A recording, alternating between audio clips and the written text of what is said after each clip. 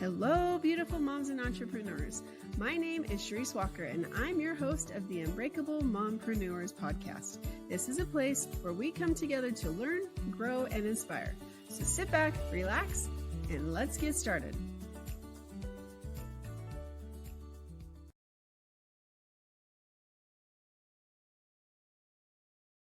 Hello, Unbreakable Mompreneurs. If you're sitting there and you're listening and you're thinking, I'm burned out, or I don't know what I want to do, so I don't know where to start, or I've always wanted to do something, finish that sentence, then today is your day because Simone Little has a story to tell you from starting her own hair salon to where she is today as a fractional COO and a whole lot in between. And so she's done it. She's lived it, and she's here to tell her story and help you be able to create yours as well. So without further ado, my name is Charisse Walker, your host, and Simone Little, why don't you introduce yourself to us? Thank you so much, Charisse, for having me. I'm excited to be here and to speak and share my story. That was a wonderful introduction. So as Charisse said, I'm a fractional COO, but I originally started my first business as a hairstylist and makeup artist. And after having two wonderful children, I couldn't do that anymore.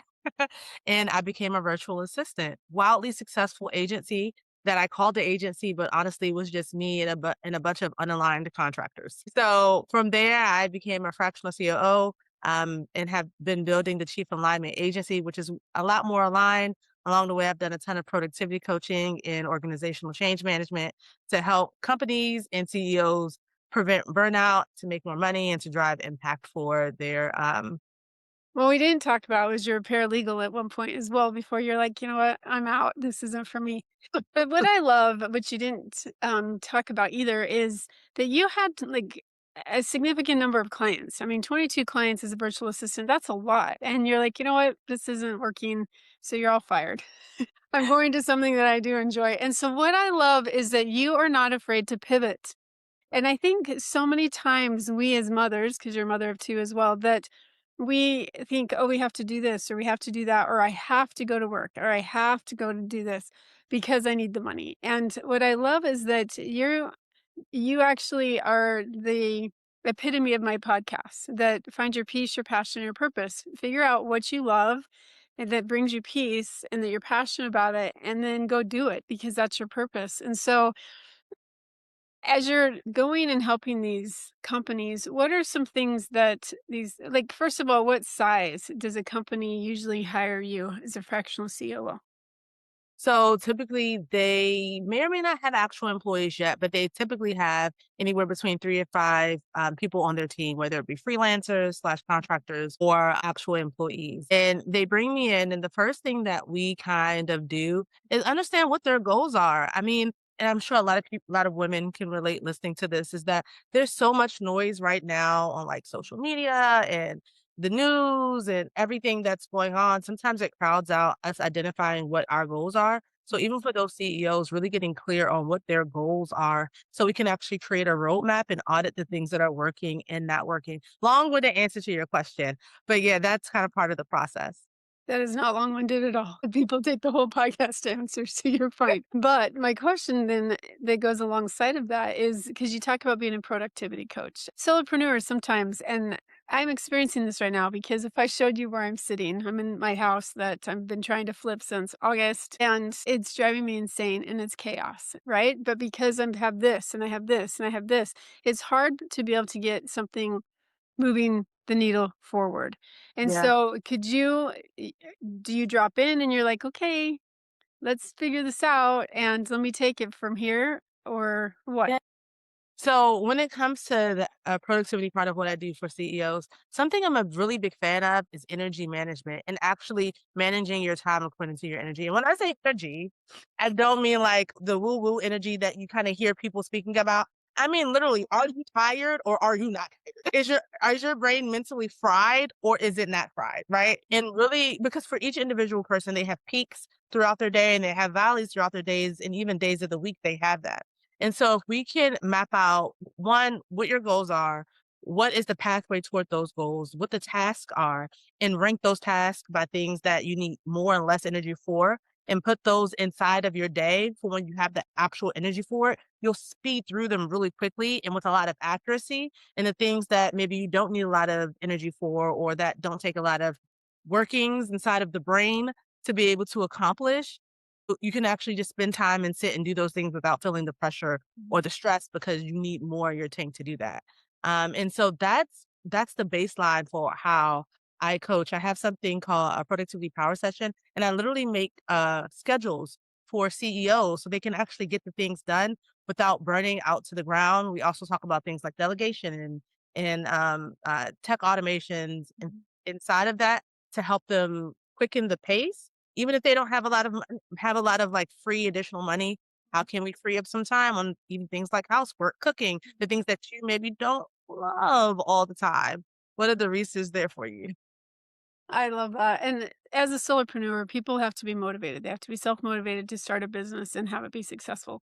And so, you know, I have a master's degree. And so I can hear some people are like, "Well, I don't need that." But it's like, okay, well, how much have you gotten done in the last 6 months or the last year or the last 3 years? Like, where did you want to accomplish and where are you 3 years later? And if you're not where you want to be, then just because you are highly educated, highly, accomplished, you still might need somebody. And I think that that's the part that a lot of times people forget or they're afraid or they don't want to admit, I need help. Two minds are better than one. And that's the part that I love what you do because it really is so needed. Because especially ADD, because entrepreneurs, I think, have ADD and it's hard to focus. So I Yeah. love the schedule that you do. Yeah, and ADD and ADHD as well. Like I've worked with quite a number of CEOs who, like you said, they have masters and doctorates and they're highly awarded and achieved. But there are a couple different things that people don't talk about within that is that as life goes on, you encounter different things and it actually can change the core of your makeup. And so you need to learn how to function differently. That doesn't have anything to do with your accomplishments. That's really just human nature and a little bit of life added in there with some flavor. And so it's really good to have someone who's like, all right, you look a little differently now. How you work is a little differently. What you need to execute, it looks a little differently than how I did 5, 10, 15 years ago. So how can we work within that for those with ADD and ADHD? Mm. Each person with that functions a little bit differently. For some people, they need big time blocks to work on certain initiatives, or they need to jump around a lot in order to really get the most out of their day. But being affirmed within that is necessary, and then learning how to work with it is the other skill set on top of it. So important. Oh my gosh. I love that you're talking about that because like yesterday, I'll just be honest. I didn't really get out of bed, but I worked all day long. And so my husband's like, "Okay, Sharice, what's on your docket?" Because there's always 20 things. Like I didn't even sleep last night because my mind was racing. I'm like, "Fine, I'll just get up and get it done." We had to go play all these appliances, and I'm like, "Okay, I'm gonna go." No, I'm just gonna do it online. And then I thought, okay, well, no, I do need to make a call. It was a 2-hour phone call to get stinking Uh, appliances ordered because I won't go there. But it really did. It took an hour and 45 minutes. And so it's like we are busy, but sometimes I love how you talk about the energy that there might be your up days or your down days. So Yeah, do you ever just stay yeah. in bed and work from your bed? Is it just me? Yeah, no, it's not just you. It's not just you. And those are some of my favorite days. Typically for me personally, like if I know I need to work in bed, I'm planning easy tasks because if I'm in bed, honestly, the TV's probably on, which means my concentration isn't the best. And if I have time to do something repetitive, like if I'm looking at, I'm hiring for a position and reading application, that's repetitive for me. If I'm trying to merge a project management tool, that's repetitive. So even if you want to work in bed and get some stuff done, plan the stuff that's just lower energy. It's my word of advice. Like a phone call that I thought would take like 10 minutes. Exactly. All right. So you've built your business now. And as you built these different businesses that you've done, what are some things that you've learned, like from somebody starting out? What do they need to know? Hmm, that's a really good question. I want them to know that they should focus. And that sounds crazy, but they need to lock in and they need to focus. Meaning that you're going to have a lot of things that are vying for your attention as you try to build your business, as you try to find your footing and figuring out the things that work and don't work. But what's going to quickly throw you off track is looking at what everyone else is doing or looking at different tools to get it done without actually trying what you have already set out to do first. And so you need to test, Then you need to audit, and then you need to make changes. And within that test period, you need to focus so you can get the data back you need to be able to make good changes. But again, it's going to take focus in order to do that. I think what I find with those who are starting businesses, new ventures, new projects, etc., is that they won't give things enough time to actually work. They don't collect the data they need to figure out if it's not working, what to do next, Mhm. or what story this is telling them. They just quickly move on. And so that would be my word. And maybe that's my operations brain kicking in really heavy. I love data. I'm a data nerd, but you need to have data to make a good decision. Yeah. No, that's true. Okay, and then we're like, we take your advice, our company's growing. Now it's an established company. They've hired 5 people. Now, what are the mistakes that you see that people should be aware of? They don't manage those people that they have on their team well. That's a really big mistake that I keep seeing over and over again. They may or may not have processes. They should have processes and workflows and things like that in place. But even after having all that and having all the tools, they don't continue to develop the talent that's already on their team. And they want them to continue to rise on their own without any guidance and without providing that guidance. And so ensuring that you're spending time with your team, you're getting to know their strengths and their weaknesses, and that you have done the work as the CEO to understand how to coach them through the things that's going to make them better for your organization and investing that time into them instead of investing it into, let me get a new seven-step funnel to bring in new clients when your team isn't even optimized to be able to serve those clients well. So if you're at the stage, you're like, okay, I got a team, the engine is running. If you don't want the wheels to fall off, you really need to spend time with that team to continue to develop them. Yeah. Amen to that. My daughter, we went to lunch on Saturday and she starts talking about her company and it's a mess. And so I'm like trying to give advice and doing these different things. And it's like there's so much potential. It's such a good company, but the wheels are falling off. The bus is Yeah. on there. All the people are on the bus, but the wheels are falling off. You know? Yeah, and what I find when I talk to ones who are going through that situation is sometimes they haven't stepped back for a moment to kinda evaluate the things they need to do to get the trains back on the bus. What those initial steps are, that's gonna make the quickest fix, and then what those longer term things are, that's gonna make sure that it's fixed permanently, and the likelihood of it happening again doesn't. And that can be hard, like, when you're running a business, to step back and have that type of thoughtful process, that takes a lot of time, which you're like, "Well, I have to do this thing over here, and this is already a mess. I need to go in and fix it. We're spending too much money here. We're going to run out of capital." Like those are the things that typically attract a CEO's attention. And so to have that time to step back, it's like you have to be so intentional about taking it and then be ruthless about its execution from the plan that's created. Yeah. No, I agree. So true. Well, let's switch gears for a minute because you are a mother of 2 and you've been married for 16 years. So kudos to you. Thank you.